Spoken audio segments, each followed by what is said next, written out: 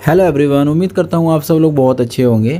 बड़ा ही प्यारा क्वेश्चन है। सिद्ध कीजिए कि एक एकेकी फलन f आच्छादक है जब वो मैप करता है 2 3 4 से 2 3 4 में, यानी कि 3 एलिमेंट्स को रखने वाले समुच्चय से 3 एलिमेंट को रखने वाले समुच्चय में।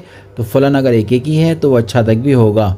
यहाँ पर एलिमेंट्स को सेम कर दिया गया है, इसकी कोई बात नहीं है। बस नंबर ऑफ एलिमेंट्स कितने इसके पास हैं, 3 है इसके पास, 3 इसके पास है, इसलिए ये एकेकी है तो आच्छादक भी हो जाएगा। चलिए स्टार्ट करते हैं। तो सबसे पहले हम लोग सॉल्यूशंस को करने से पहले हम एकेकी के बारे में थोड़ा समझ लेते हैं। एकेकी क्या होता है?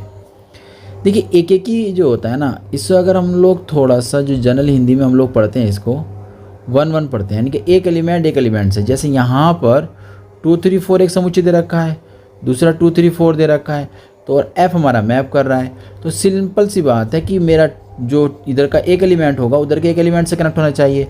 तो 2 मेरा किसी भी कनेक्ट हो सकता है। मान लीजिए मैंने 2 को 2 से कनेक्ट कर दिया है, तो 3 जो होगा मेरा 2 से कनेक्ट नहीं हो सकता, वो 2 से कनेक्ट नहीं होगा, किसी और से कनेक्ट होगा, ठीक है। और जो 4 होगा वो किसी और से कनेक्ट हो जाएगा।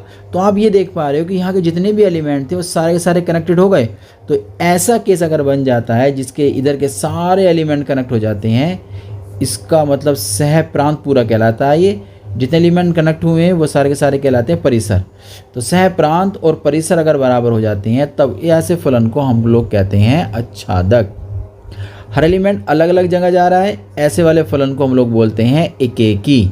तो उम्मीद करता हूँ ये बात आपकी समझ में आ गई होगी। अब क्वेश्चन को थोड़ा सा हम लोग डिस्कस कर लेते हैं। सबसे पहले हम लोग यहाँ मान लेते हैं, कि जो फंक्शन है f वो x से y में मैप कर रहा है। क्लियर है? अच्छा, साथ ही साथ ये भी बता देते हैं कि भैया x के अंदर नंबर ऑफ एलिमेंट्स और y के अंदर नंबर ऑफ एलिमेंट कैसे हैं, बराबर हैं। दोनों में 3 3 है, वो बराबर एलिमेंट्स अपने आपस में रखते हैं। अब सिंस f एकेकी फलन है, f कैसा है, एकेकी फलन। तो एकेकी फलन की डेफिनेशन तो आप जानते ही हो, अभी हमने डिस्कस करी थी ना, कि जो यहाँ के नंबर होंगे इस वाले नंबर्स और ये जो नंबर्स होते हैं दूसरे वाले, उनसे कनेक्टेड होंगे। लेकिन ये हमारा कहलाता है प्रांत, इसको कहते हैं हम लोग सह प्रांत। तो इसका हर एक नंबर एक ही जगह कनेक्ट होना है, बस एक ही जगह कनेक्ट होना है, दूसरी जगह कनेक्ट नहीं हो सकता, याद रखिएगा। बात समझ में आ रही है? अगर आपकी बात इतनी समझ में आ गई तो मैं एक लाइन और लिखना चाह रहा था, चलो मैं इस बात को भी लिख ही देता हूँ। लाइए छोड़िए, अगर कोई फलन एकेकी है तो प्रांत मतलब इसका प्रत्येक अवयव की यूनिक इमेज। यूनिक का मतलब क्या होता है? केवल एक ही, है ना।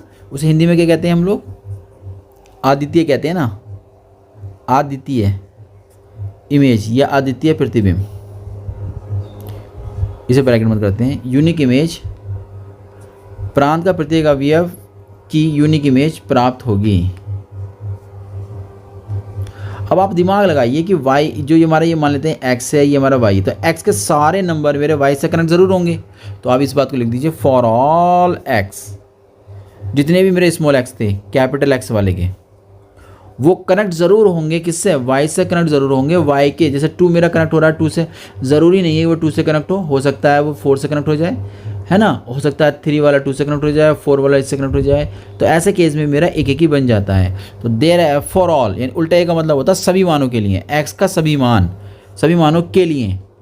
There exist y belong to capital Y, यानी कि देयर एग्जिस्ट, उल्टा ई का मतलब देयर एग्जिस्ट, इसका मतलब होता है कोई ना कोई ज़रूर मिलेगा, यानी कि x का हर एक मान के लिए y का कोई ना कोई एक एलिमेंट ज़रूर मिलेगा, सच दैट, मतलब इस तरीके का कि वो कनेक्टेड होगा y के साथ। अब हम लोग जानते हैं जितने एलिमेंट्स हमारा x रख रहा है उतने ही y रख रहा है। तो y x का हर एक एलिमेंट जब y से हर एक एलिमेंट से कनेक्ट हो जाएगा तो ये पूरी तरीके से क्या हो जाएगा, कंप्लीटली भर जाएगा।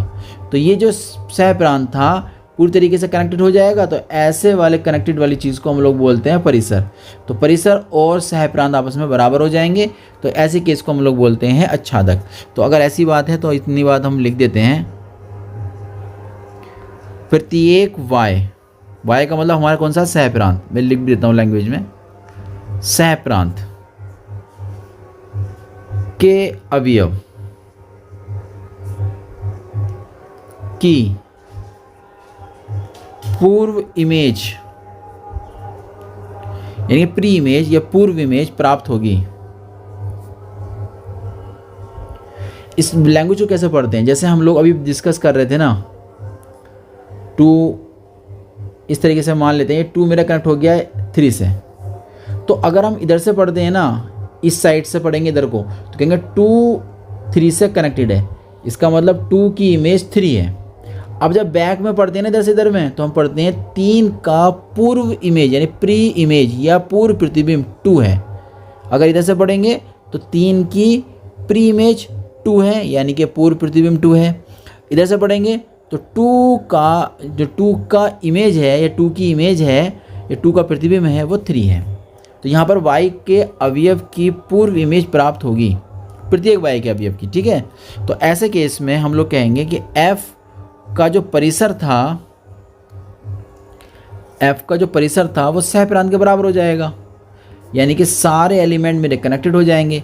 और ऐसे वाले केस को हम लोग कहते हैं f आच्छादक है। थोड़ा सा टफ है इसको समझना, क्योंकि अगर आप डेफिनेशन अच्छी तरीके से आप जानते हो तो ये आपके लिए आसान है, नहीं तो बहुत मुश्किल हो जाएगा समझना। आप भी तैयार करके रख लीजिएगा, पेपर में ये पूछा गया है। उम्मीद करता हूँ आपकी समझ में आ गया होगा। मिलते हैं नए क्वेश्चन के साथ।